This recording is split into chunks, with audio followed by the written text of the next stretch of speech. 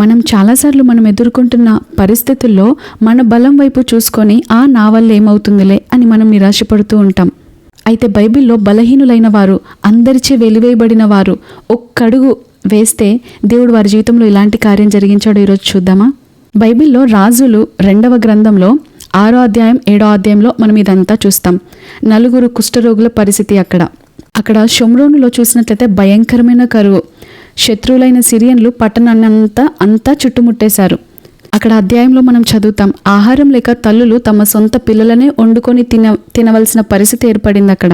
అటువంటి సిచ్యువేషన్లో 4 కుష్ఠరోగులు. ఆ రోజుల్లో కుష్ఠరోగులు అంటే ఊరికి చివర బయట ఉంచేవాళ్ళు. అటువంటి 4 కుష్ఠరోగులు, అరే ఇక్కడ మనం కూర్చొని ఉంటే ఆకలితో చచ్చిపోయేలాగున్నాం, సో మనం శత్రువుల దగ్గరికైనా వెళ్దాం, ఒకవేళ వాళ్ళు పెడితే తిందాం, వాళ్ళు చంపేస్తే చచ్చిపోదాం, బ్రతకనిస్తే బ్రతుకుదాం అని తెగించి ఒక సాయంకాల వేళలో ఆ రోజు తెగించి ఒక అడుగు ముందుకేశారు. చాలా నీరసంతో ఉన్నారు, రోగంతో ఉన్నారు. మనందరికీ తెలుసు, కుష్ఠరోగులు అంటే వాళ్ళ మీద మాంసం ఏమీ ఉండదు, కేవలం బోన్స్ మాత్రమే ఉంటాయి. అలాంటి బలహీనమైన అడుగులు వేస్తూ చిన్నగా శత్రువుల దగ్గరికి నడుచుకుంటూ వెళ్తున్నారు. అయితే దేవుడు ఏం చేశాడో తెలుసా? వారు విశ్వాసంతో వేసిన ఆ అడుగులు, దేవునిపై ఆధారపడి వేసిన ఆ అడుగులు పరలోకపు రథాల శబ్దముతో, గుర్రాల నాదాలతో జత చేసినటువంటి గొప్ప మహాసైన్య శబ్దంలాగా శత్రువుల చెవులో పడేలాగా దేవుడు చేశాడు. అది విన్నటువంటి శత్రువులు ఏమనుకున్నారు అంటే, అమ్మో మనం పోరాటానికి వచ్చిన ఈ రాజు వేరే దేశాల రాజులతో కలిశాడట్టుంది, వేరే దేశాల రాజులకి డబ్బులు ఇచ్చి వారి సైన్యాన్ని అందరినీ ఇక్కడికి రప్పించినట్టున్నాడు అని భయపడి వెంటనే తమ గుడారాలను అన్నింటినీ, ఇంకా గుర్రాలను, బంగారాలను, వస్తువులను, ఆహారాలను అన్నిటిని వదిలిపెట్టి వారి ప్రాణాలను దక్కించుకోవడానికి పారిపోయారు. ఇదంతా ఎలా జరిగింది? కేవలం ఆ 4 కుష్ఠరోగులు విశ్వాసంతో ముందుకు అడుగులు వేశారు కాబట్టే. వారు పొందిన ఫలితం ఏంటో తెలుసా? వారి ఆకలి తీరింది, అపారమైన సమృద్ధి పొందుకున్నారు, అక్కడున్న కొల్ల సొమ్మంతా వారు దోచుకున్నారు. అరే మనం మాత్రం ఇంత సమృద్ధిలో ఉంటే ఎలా అని వారి రాజు దగ్గరికి వెళ్ళి, వారి దేశం దగ్గరికి వెళ్ళి వారు చెప్పడం, వారు కూడా సమృద్ధిలోనికి రావడం మనందరికీ తెలిసిందే. మన జీవితంలో కూడా కరువు లాంటి పరిస్థితులు ఎదురైనప్పుడు మనం ఏం చేస్తున్నాం అన్నది చాలా ప్రాముఖ్యం. ఇక్కడ వీరైతే కరువులో ఉండడం ఇష్టం లేక దీనిని జయించాలి అని విశ్వాసంతో ఒక అడుగు ముందుకేశారు. వారు వేసిన ఒక్క అడుగుకి దేవుడు 1000 అడుగులు వేశాడు. కానీ మనమైతే సమస్యల గుండా వెళ్తున్నప్పుడు అమ్మో సమస్య, అబ్బో సమస్య అని ఇతరులకు చెబుతూ ఉంటాం, బాధపడుతూ ఉంటాం. తప్పేమి కాదు, సమస్య మనల్ని కృంగజేస్తుంది. కానీ కృంగిపోవడానికంటే బదులుగా మనం ఏం చేయాలో నేర్చుకోవాలి. చూడండి, ఒక సాధారణమైన బొగ్గుని తీసుకొని మనం ఒక మండుతున్నటువంటి వేడిలో వేసినట్లయితే కొద్ది కాలం పాటు దాన్ని అలా ఒత్తిడికి గురి చేస్తే, ఒక ప్రెషర్ కూడా దాన్ని పంపిస్తే ఒక అత్యంత విలువైన వజ్రంగా మారుతుంది. అప్పుడు ఒక బొగ్గుని, ఒక వజ్రాన్ని పక్కన పెడితే దేనికి ఎక్కువ వాల్యూ ఉంటుంది? దేనికి ఎక్కువ వెల పెడతారు? బొగ్గును అసలు ఎవరైనా కొనుక్కుంటారా? కొద్దిమంది మాత్రమే కొనుక్కుంటారు. పైగా దానికి విలువ ఎంత ఉంటుంది? చాలా తక్కువ మోతాదులో ఉంటుంది. ఎవరైనా కొనుక్కోగలిగిన సాధారణ ధర ఉంటుంది. కానీ వజ్రాన్ని మనం చూసినట్లయితే ఎంతో విలువ, ఖరీదైనది, అందరూ కొనుక్కోలేరు కూడా. దానికి అంత విలువ ఎప్పుడొచ్చింది? అది వేడి గుండా వెళ్ళినప్పుడు, అది ఒత్తిడి గుండా వెళ్ళినప్పుడు, ప్రెషర్ గుండా వెళ్ళినప్పుడు, అమ్మో ఏంటి సమస్య, ఏంటి ఇంత నరకంలాగా ఉంది అని బొగ్గు ఎప్పుడైనా అనుకుంటే వజ్రంగా మారుతుందా?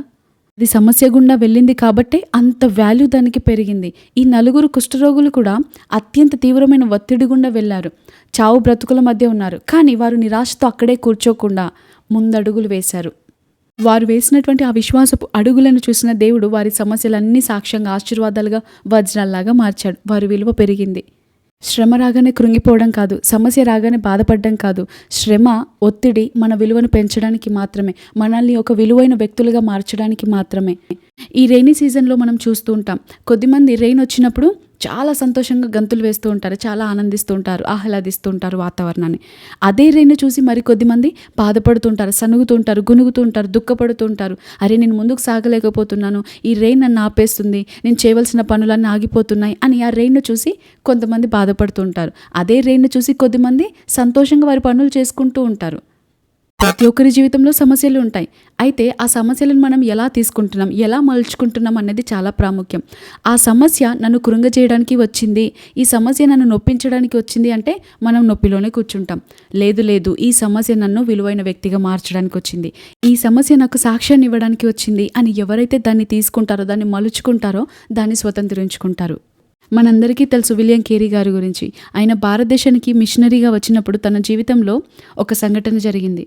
ముందుగా ఆయన ఇంగ్లాండ్‌లో ఉండేవారు. ఆయన ఒక సాధారణమైన వ్యక్తి, ఒక చెప్పులు కుట్టుకునే వ్యక్తి. సమాజంలో, సంఘంలో ఆయనకు పెద్ద హోదా లేదు, ఒక పెద్ద పేరు లేదు, ఒక ప్రఖ్యాతి లేదు. అసలు ఎవరు పట్టించుకునేవారు కాదు. చాలా నీచంగా చూస్తూ ఉండేవాళ్ళు. కానీ దేవుని సువార్తను ప్రకటించడానికి ఆయన ఎప్పుడైతే భారతదేశం రావాలనుకున్నాడో అందరూ ఇంకా ఆయనను ఇంకెక్కువ అవమానించడం స్టార్ట్ చేశారు. నీ వల్ల ఏమవుతుంది? అసలు నీ జ్ఞానం ఎంత? నీవెంత? నీ వయసు ఎంత? నీ బుద్ధి ఎంత? అసలు నీ వృత్తి ఏంటి? అని ఇలా ఎగతాళి చేసి మాట్లాడారు. కానీ ఆ మాటలతో ఆయన అక్కడ ఆగిపోకుండా, కృంగిపోకుండా ఆ కుష్ఠరోగులు ఏ రీతిగానైతే విశ్వాసంతో అడుగు వేశారో ఆయన కూడా విశ్వాసంతో అడుగు వేశాడు. ఒక మాట అన్నాడు, దేవుని నుండి గొప్ప వాటిని ఆశించండి, దేవుని కొరకు గొప్ప వాటిని చేయండి. Expect great things from God, attempt great things from God.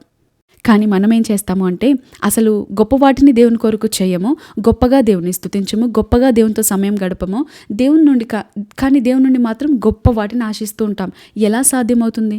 నువ్వు వేసిన విత్తనమేమో బలహీనమైనదైతే, నువ్వు వేసిన విత్తనము పుచ్చిపోయిందైతే నీకు పుచ్చిపోయిన వాటిని అది ఫలితంగా ఇస్తుంది, బలహీనమైన వాటినే ఇస్తుంది. మా ఇంటి దగ్గర ఒక మామిడి చెట్టు ఉంటుంది. అది విత్తేటప్పుడు ఎలాంటి విత్తనాన్ని వారు విత్తారో కానీ అది ఇచ్చే ప్రతి మామిడి పండు, ప్రతిదీ లోపల టెంక మాత్రం అన్నీ పుచ్చిపోయినయే ఉంటాయి.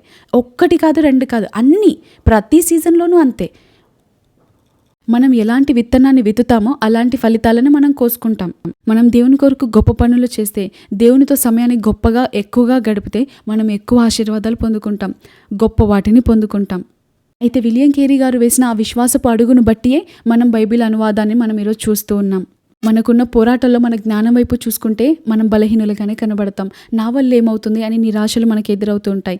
కానీ మన వైపు కాకుండా మనం ఎదుర్కొంటున్న పోరాటాల్లో దేవుని వైపు చూస్తే మనం బలహీనులమే కావచ్చు, మనకు శక్తి తక్కువే కావచ్చు, జ్ఞానం తక్కువే కావచ్చు, కానీ దేవుని వైపు చూసినట్లయితే, దేవునిపై ఆధారపడినట్లయితే మనం వేసే ప్రతి అడుగుకి దేవుడు గొప్ప ఫలితాన్ని ఇస్తాడు. మనం మాట్లాడే విశ్వాసంతో పలికే ప్రతి మాటకి దేవుడు గొప్ప ఫలితాన్ని ఇస్తాడు. మనం చేసే ప్రతి చిన్న ప్రార్థనకి కూడా దేవుడు గొప్ప ఫలితాన్ని ఇస్తాడు. మనం చేసే చిన్న ప్రయత్నానికి కూడా దేవుడు తన శక్తిని జోడించి మనకు గొప్ప ఫలితాన్ని ఇస్తాడు. సాతాను శక్తులు ఓడిపోతాయి, రెండంతల సమృద్ధిని మనం పొందుకుంటాం, గొప్ప విజయాన్ని చూడగలుగుతాం. ఎప్పుడు అంటే సమస్యలు వచ్చినప్పుడు, ఆయనని స్తుతించినప్పుడు. అవును, మనం సాధారణంగా చేసే స్తుతికి వచ్చే ఫలితం వేరు, సమస్యలో ఉన్నప్పుడు వచ్చే స్తుతికి చేసే ఫలితం వేరు. చూడండి, పౌలుశీలలు అంతవరకు ఎన్నోసార్లు దేవుని స్తుతించారు. ఎన్ని ఫలితాలు వచ్చాయో మనకు రాయబడలేదు.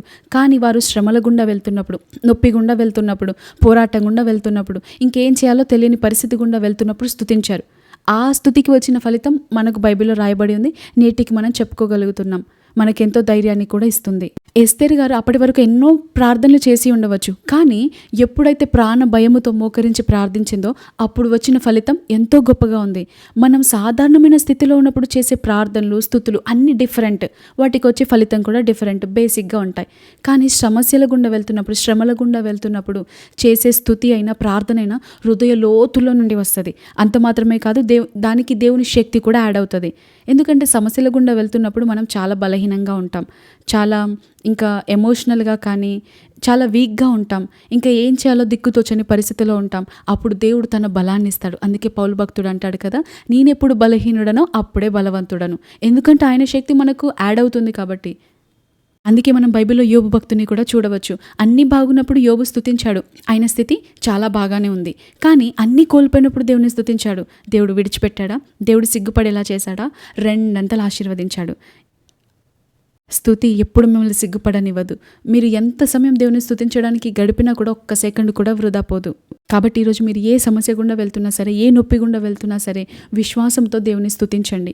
మీరు సమస్యల గుండా చేసే స్తుతి మీకు రెండంతల ఫలితాన్ని తీసుకొస్తుంది, మీకు గొప్ప విడుదలని తీసుకొస్తుంది, గొప్ప జయాన్ని తీసుకొస్తుంది.